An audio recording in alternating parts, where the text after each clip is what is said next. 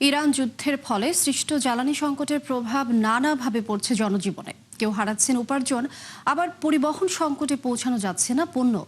যুদ্ধ দীর্ঘ হলে টান পড়তে পারে জীবন রক্ষাকারী ওষুধ তৈরির কাঁচামালের মজুতেও। এ অবস্থায় কেউ যেন কৃত্রিম সংকট তৈরি করতে না পারে সে ব্যাপারে সতর্ক থাকার পরামর্শ দিয়েছেন বিশ্লেষকেরা। মিসবাহ হাসানের রিপোর্ট। রাজধানীর আসাদ গেট এলাকায় বাইকের উপর ঘুমিয়েছিলেন চালক রুবেল হোসেন। ভোর থেকে ৬ ঘন্টা পাম্পের লাইনে অপেক্ষা করে ক্লান্ত, তবু মেলেনি জ্বালানি তেল। তাই জীবিকার একমাত্র বাহনটি অকেজো। চাকা না ঘুরলে মিলবে না যাত্রী, হবে না উপার্জন। আগে যে পরিমাণ আয় ছিল এখন তার 3 ভাগের 1 ভাগেও নাই আর কি। 500 টাকা ইনকাম করলে 500 টাকা থাকে না, আধা বেলা এখানে নেই। আপনার সারাদিনে যে কাজগুলো করি আমার 3 ঘন্টা লাগে আমার তেলই নিতে। সারা দেশে পণ্য সরবরাহের বড় মাধ্যম কুরিয়ার সার্ভিস।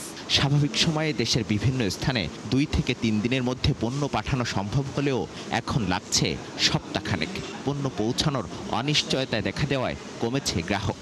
ড্রাইভাররা এসে কমপ্লেন করতেছে যে আমরা ঠিকমতো ফুয়েলটা পাচ্ছি না। আমরা পাম্পে গিয়ে এই ফুয়েলটা না থাকার কারণে আমরা যে অন টাইম যে সার্ভিসটা আমরা দিব কাস্টমারকে, যে অন টাইম সার্ভিসটা আমরা দিতে পারছি না। 25টা 30টা প্লাস পিক আপ আমরা যেখানে করতাম, পার্সেল কালেক্ট করতাম পার ডে, আমরা আসলে একদম বসার মতো অবস্থা আর কি। খুব একটা বেশি আমাদের পার্সেল হচ্ছে না।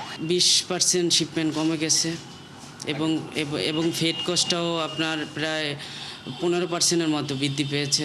ঢাকা সহ সারা দেশের লাখো পরিবার রান্নার জন্য এখন নির্ভরশীল এলপি গ্যাসের ওপর।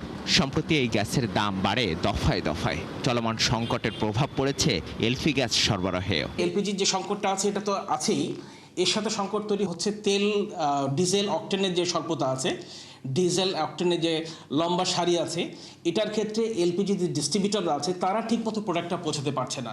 নিত্যপণ্যের মতো ওষুধ উৎপাদন ও পরিবহনেও সংকটের আশঙ্কা করছেন উদ্যোক্তারা।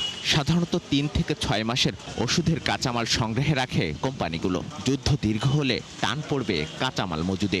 আমরা পেট্রোকেমিক্যালকে বলে থাকি ফার্মাসিউটিক্যাল ইন্ডাস্ট্রির ব্যাকবোন, অর্থাৎ ফার্মাসিউটিক্যাল ইন্ডাস্ট্রির মেরুদণ্ডই হচ্ছে পেট্রোকেমিক্যাল। একটা ফার্মাসিউটিক্যাল কোম্পানি ন্যূনতম 98 দিনের সাধারণত র মেটেরিয়ালস একবারে নিয়ে আসে। আরও এরকম কস্ট অফ ডুইং বিজনেস বেড়ে যায়, সেটা কিন্তু পক্ষান্তরে আরও একটু চাপের মুখে পড়বে এই শিল্প। এখন যে চলমান সংকটটা চলছে মধ্যপ্রাচ্যে, সেই চলমান সংকটের জন্য তো নিশ্চয়ই এই সাপ্লাই সাইডটা ক্ষতিগ্রস্ত হচ্ছে, পরিবহন কস্ট বেড়ে যাচ্ছে, তাহলে সেটার কিন্তু একটা ইম্প্যাক্ট কিন্তু পড়বে।